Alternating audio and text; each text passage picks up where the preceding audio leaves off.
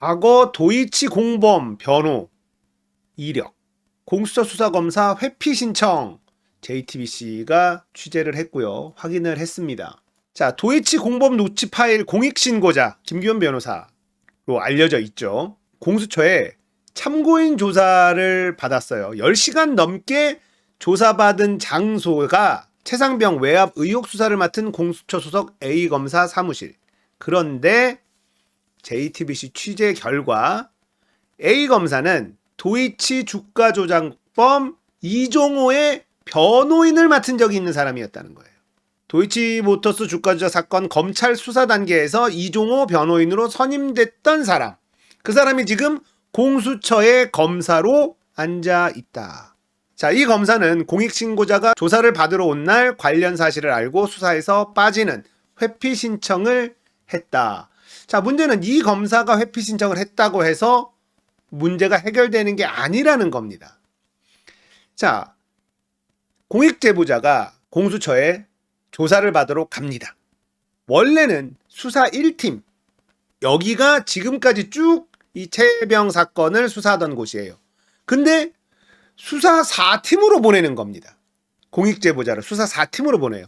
이들이 제일 무서워하는 게 뭐냐? 이 공익제보자가 가지고 있는 게 뭔지, 어떤 진술을 하는지, 이게 제일 궁금한데 수사 4팀에 가서 그 진술을 다 한 겁니다. 이들한테 핵심 진술 증거가 들어갔다. 그러니까 우리가 가지고 있는 카드를 저쪽도 이제 알게 됐다라고 보시면 됩니다. 이거 진짜 심각하죠. 이종호를 변호했었던 검사가 한 명 더 있어요. 같은 법무법인에 있다가 나란히 공수처로 지난해 2월, 작년 2월에 비부장검사 공수처장 자리 공백이 길어지며 처장 대행까지 했던 사람이다 라는 겁니다. 자, 이러면은 퍼즐이 또 맞아 들어가는 게 윤석열이 뭐라 그랬어? 공수처 수사가 미진하면 특검 내가 하겠다. 공수처 수사를 봐야 된다. 계속 얘기했잖아. 자, 비부장검사는 도이치모터스 주가 조작 사건 당시 이종호 씨를 검찰 수사 단계에서 변호했던 것 맞다. 오동훈 처장, 공수처장 윤석열이 임명한 관련 보고를 받았다. 자, 그리고 이 이종호 관련해서 수사팀을 정비하고 있다. 이런 말도 나옵니다. 요거 좀 짚어봅시다. 그냥 넘어갈 수 있는 사안이 아니죠. 요거 좀 짚어봐야 되는데 작년 2월에 이종호 변호를 맡은 변호사 2명을 공수처로 보냅니다. 자, 이게 쉽지 않은 건데요. 이 2명은요. 윤석열이 중앙지검장 시절 직계 부하들이었습니다. 윤석열 팀에 있었던 사람 2명이에요. 이종호 변호까지 맡았던 사람입니다. 검사 옷을 벗고 변호사를 하다가 다시 검사로 돌아오는데 이게 쉽지 않습니다. 변호사 쪽으로 갔다가 돌아오고 싶어하는 사람들이 많아요. 요즘 변호사가 너무 경쟁이 치열하다 보니까 그렇다고 합니다. 그러면 보통은 어떻게 하냐? 지방 한직으로 먼저 돌려. 검사로 다시 복귀하고 싶은 사람들. TO가 나서 검사가 다시 된다? 그러면 지방 한직으로 돌립니다. 근데 이 2명은 지방 한직이 없는 공수처 검사로 다시 투입이 됩니다. 자, 여기에 이종호의 입김이 안 들어갔을까? 이것도 알아봐야 되는 거예요. 자, 도대체 이종호라는 인간은 대한민국 국정을 어디까지 개입을 한 것이냐? 라는 의혹을 우리가 할 수가 있습니다. 작년 2월에 공수처를 장악해야 된다. 공수처장이 바뀌는 것도 바뀌는 건데 바뀌기 전에 이미 심어두기 시작했다는 거예요. 자기 사람들을. 이종호의 입김이 없었을까? 이거 조사해 봐야 되는 겁니다.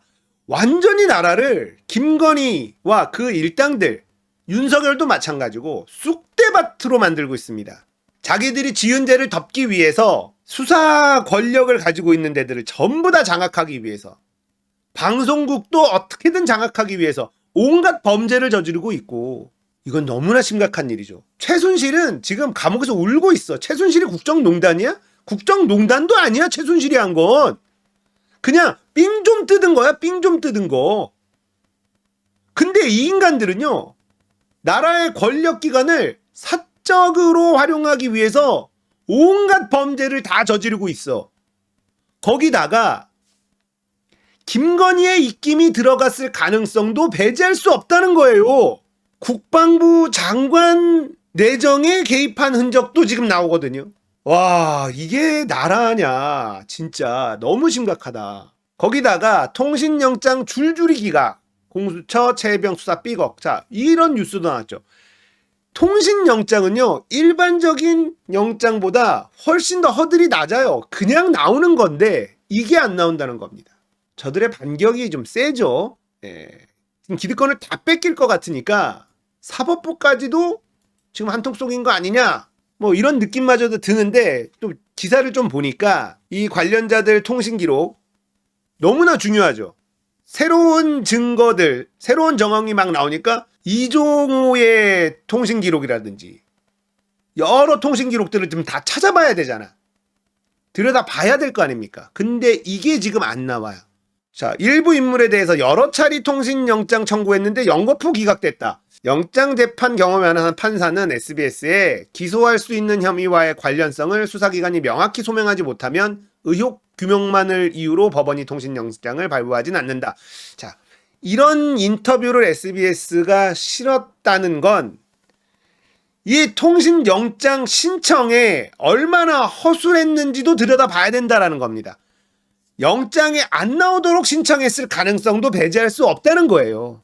사법부가 이거를 검찰과 같은 편을 먹어서 이 사건을 덮으려고 한다라는 의심도 할 수 있지만, 지금 공수처가 온몸으로 진실규명을 막고 있다라는 거, 이렇게도 해석이 가능하다는 겁니다. 이건 심각하죠. 자, 그런데 어차피 공수처가 우리가 예상했던 것보다 잘하고 있었다라는 거지, 공수처를 100% 믿고 있었던 것도 아니었습니다. 많은 분들이 이런 뉴스를 보면은 굉장히 스트레스를 받으실 것 같은데, 우리 기대한 것 이상으로 해준 것 뿐입니다. 우리는 어차피 특검으로 가려고 했었죠. 특검 말고는 답이 없다라는 걸 알고 있었고. 자, 이런 뉴스들이 계속 나온다는 건 뭐예요? 국민들의 분노가 더 커진다는 겁니다. 어차피 윤석열 탄핵은요, 박근혜 때처럼 온 국민들이 거리로 촛불을 들고 뛰쳐나와야지만, 그리고 조중동도 등을 돌려야지만 가능한 일입니다. 저들은 최후의 저항을 하고 있는 거다라고 생각하시면 돼요. 저들이 쉽게 물러서겠습니까? 물러서면 낭떠러지예요. 다 죽어요. 다 죽을 수밖에 없는 상황 아닙니까? 검찰 권력도 다 날아가고, 예? 윤석열 날아가고 하면은 온갖 기득권들이 싹 다 날아가게 생겼으니 이들의 저항은 거셀 수밖에 없는 겁니다. 개혁은 원래 어렵습니다. 거기다가 무소불위의 권력을 뺏으려고 하는 거잖아요. 이 작업이 쉬울 거라고 생각하시진 않으셨을 거 아닙니까? 어렵습니다. 앞으로 또 더 어려운 일들 나올 수 있을 겁니다. 하지만 우리는 해낼 거예요. 박근혜를 탄핵시켰을 때처럼 이 무도한 권력, 정권 반드시 끌어내릴 거고요. 검찰 해체시킬 거고요. 최상병의 죽음, 그 진실을 반드시 파헤칠 겁니다. 쉽지 않을 거라는 것만 여러분들이 기억하고 계시면 돼요. 우리는 어떠한 어려움이 있어도 끝까지 갈 거다. 지금 민주당 최선을 다하고 있어요. 민주당을 믿는 수밖에 없죠. 근데 지금의 민주당은 믿을만 하잖아. 저들의 저항은 더 거세질 거다. 모든 건 걸고 싸울 거예요. 그러니까 우리도 모든 걸 걸고 싸워야 됩니다. 쉽지 않아요. 자, 공수처를 장악하기 위해서 이종호가 움직였을 가능성 배제할 수 없다. 이종호를 변호했었던 사람 2명이 공수처 검사에 작년 2월에 이미 심어져 있었다. 이종호가 김건희를 통해서 이 2명을 공수처에 심은 건 아닐까라는 의심이 드는 대목이기도 하고, 윤석열 중앙지검장 시절 직속 부하들이기 때문에 윤석열이 공수처를 장악하기 위해서 미리 심어놨을 거다라는 것도 배제할 수는 없습니다. 모든 가능성은 다 열려있고 무엇이 됐든 정의는 아니라는 거죠. 쉽지 않은 싸움일 건 알았지만 공수처에서 한번 덜컥 걸리는 느낌이에요. 자, 통신 기록 이게 없어지면 수사에 난항을 겪을 수는 있겠지만 수사를 못하는 건 아닙니다. 증거는 많고 결국 이 권력이 무너지는 순간 이것도 터질 거예요. 마지막 발악이에요. 윤석열 지지율 갤럽 25% 나왔습니다. 25%짜리 대통령이 할 수 있는 건 아무것도 없어요.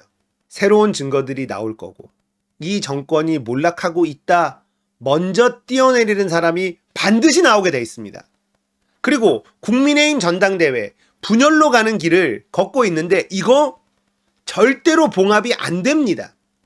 국민의힘이라서 더더욱 그렇고요. 권력의 속성이라는 게 늘 그래 왔습니다. 힘든 싸움이 될 거예요. 쉬운 싸움이라고 생각하지 않았습니다. 우리 너무 스트레스 받지 마시고 민주당을 믿고 우리도 끝까지 함께 해야 된다. 이길 수 있습니다.